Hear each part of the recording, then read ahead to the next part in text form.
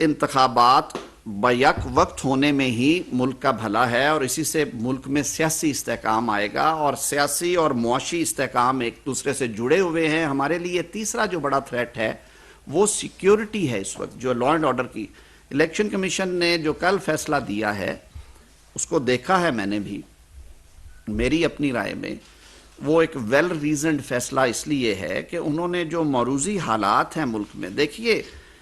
سار آنکھوں پہ آئین کی پاسداری، سار آنکھوں پہ کہ انتخابات وقت پہ ہونے چاہیے، لیکن جب آئین پاکستان یہ میکنزم پرووائڈ کرتا ہے آرٹیکل 224 میں کہ انتخابات اکٹھے ہونے چاہیے اور نگران سیٹ اپس کے انڈر ہونے چاہیے، اور اس کی ایک شک میں یہ لکھا ہے کہ اسمبلی اگر تحلیل ہوتی ہے تو انتخابات 90 روز کے اندر کروا دینے چاہیے، تو کیا ایسے شکوں کی تشریح کرتے ہوئے سب کو ملا کے نہیں پڑھنا چاہیے؟